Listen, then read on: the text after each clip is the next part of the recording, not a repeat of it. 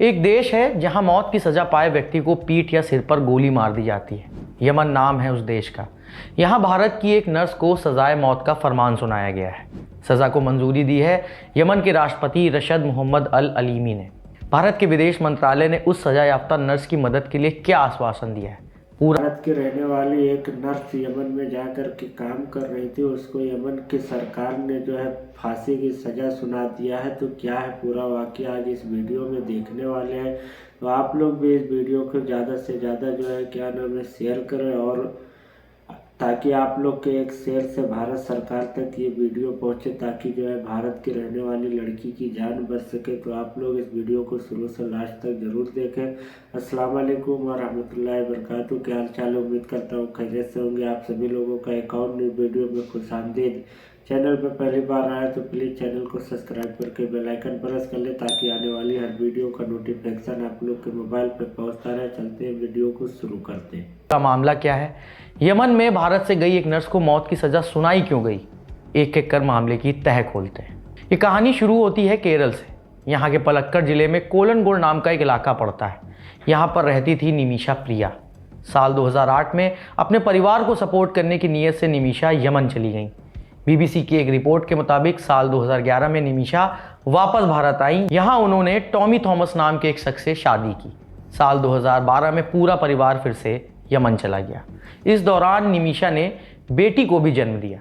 बेटी के जन्म के बाद जब खर्चा चलाना मुश्किल हुआ तो टॉमी केरल वापस लौटा है। साल 2014 में निमिषा ने एक क्लिनिक खोलने का फैसला लिया था, लेकिन यमन के कानून के तहत इसके लिए स्थानीय पार्टनर का होना ज़रूरी है। निमिषा ने यहाँ तलाल अब्दो महीदी के साथ मिलकर क्लिनिक खोला। एक रिपोर्ट के मुताबिक इसके लिए निमिषा और उनके पति थॉमस ने करीब 50 लाख रुपए जुटाए। कुछ समय बाद यमन गृह युद्ध की चपेट में आ गया। भारत सरकार ने वहां से कई नागरिकों को बाहर निकाला, लेकिन निमिषा ने वापस नहीं लौटने का फैसला किया। बीबीसी की एक रिपोर्ट कहती है कि ऐसा उन्होंने अपने निवेश को लेकर किया था। उनका क्लिनिक अच्छा चलने लगा था। फिर कुछ समय बाद निमिषा और मेहदी के बीच विवाद शुरू होता है। पति थॉमस ने बीबीसी को बताया है कि मेहदी ने निमिषा का पासपोर्ट भी रख लिया था। निमिषा इन सबसे निकलना चाहती थी, लेकिन ये मुमकिन होता भी नहीं दिख रहा था। वो भारत भी नहीं लौट सकती थी क्योंकि उसका पासपोर्ट मेहदी के कब्जे में था। निमिषा की ज़िंदगी में ये उतार चढ़ाव चल ही रहे थे कि जुलाई 2017 में मेहदी का शव टुकड़ों में वाटर टैंक के अंदर मिला। निमिषा पर आरोप लगा कि उन्होंने इंजेक्शन देकर मेहदी की हत्या की है। इस घटना के करीब महीने भर बाद निमिषा को गिरफ्तार कर लिया गया। साल 2020 में यमन की एक निचली अदालत ने निमिषा को मौत की सज़ा सुनाई थी, जिसे बाद में ऊपरी अदालत ने भी बरकरार रखा था। इधर कोची में मौजूद निमिषा की मां प्रेमा कुमारी ने संपत्ति बेच दी अपनी, सिर्फ इसलिए कि वो अपनी बेटी की मदद कर सकें। उनकी बेटी को बचाने के लिए अभियान चला रहे सेव निमिषा प्रिया फाउंडेशन की मदद भी ली गई। वो ये भी कोशिश कर रही थी कि मेहदी के घर वाले दिया लेकर सहमत हों और निमिषा की जान बच सके। यहाँ हम आपको दिया का मतलब समझाए देते हैं। दिया का मतलब ब्लड मनी से है, जिसमें पीड़ित के घर वाले मुआवजा लेकर दोषी को माफ़ कर सकते हैं। यमन में मौजूद भारतीय दूतावास ने एक वकील का प्रबंध किया। मनोरमा ऑनलाइन की रिपोर्ट के मुताबिक वकील ने लगभग 34 लाख रुपए की मांग की। सेव निमिषा प्रिया फाउंडेशन ने कुछ पैसों का अरेंजमेंट भी किया, लेकिन अभी तक ये राशि पूरी नहीं हो पाई है। दूसरी ओर 30 दिसंबर को निमिषा को मिली सजाए मौत के कागज़ राष्ट्रपति रशद अल अलीमी के सामने पहुंचे। उन्होंने सज़ा पर अपनी सहमति दे दी। अब नियमों के मुताबिक अगले 1 महीने के भीतर निमिषा को मौत की सज़ा दी जाएगी। जैसा कि हमने आपको शुरू में बताया था कि यमन में मौत की सज़ा पाए व्यक्ति को पीठ या सिर पर गोली मार दी जाती है। ऐसे में निमिषा का परिवार भारत सरकार से मदद की गुहार लगा रहा है। मामले पर भारतीय विदेश मंत्रालय की प्रतिक्रिया भी आई है। इसके मुताबिक कहा गया है, हम निमिषा प्रिया को मिली सज़ा से वाकिफ़ हैं। हमें ये भी मालूम है कि उनका परिवार सारे विकल्प तलाश रहा है। सरकार इस मसले पर हर संभव मदद करने को राज़ी है। इस मसले पर आगे क्या होगा और क्या निमिषा को बचाने के लिए भारत के पास कोई बार्गेनिंग चिप है? इसके लिए हमने अंतर्राष्ट्रीय मामलों के पत्रकारों से बात की।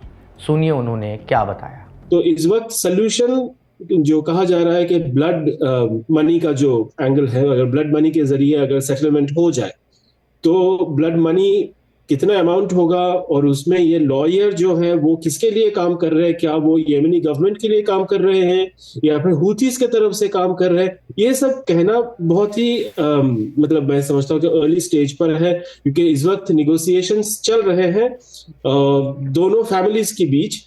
और ये कहा जा रहा है कि भारत सरकार बैक स्टेज पर है और पीछे से उनको बहुत मदद करने की कोशिश कर रहा है, पर देन जो गवर्नमेंट के जो असिस्टेंस है वो भी थोड़े आप समझ सकते हैं कि लिमिटेड होगा, क्योंकि दूसरी ओर जो है वहां पर कोई स्टेट नहीं है, एक स्टेट नहीं है, वहां पर कई सारे पावर्स एक्टिव है। तो यहाँ पर एक फॉर्मल टू इनफॉर्मल पक्ष के साथ बातचीत हो रही है।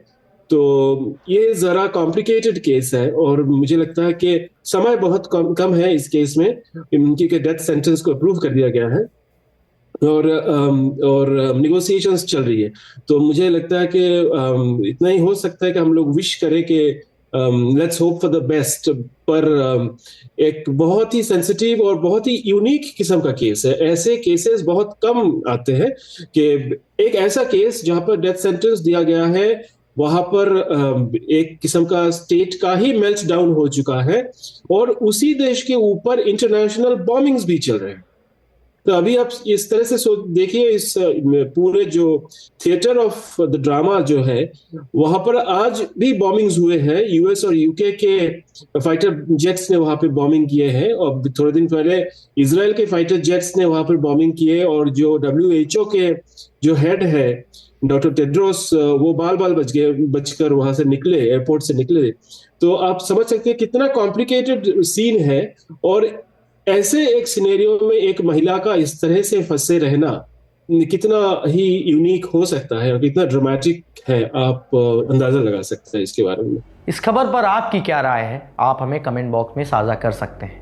दोस्तों, आप लोग का इस पूरे खबर पे क्या राय है, नीचे कमेंट बॉक्स में अपनी राय जरूर दें और वीडियो को ज़्यादा से ज़्यादा शेयर करें ताकि भारत की रहने वाली नर्स की भारत सरकार जान बचा सके। आप लोग से फिर मिलते हैं किसी नेक्स्ट वीडियो में। अल्लाह हाफिज।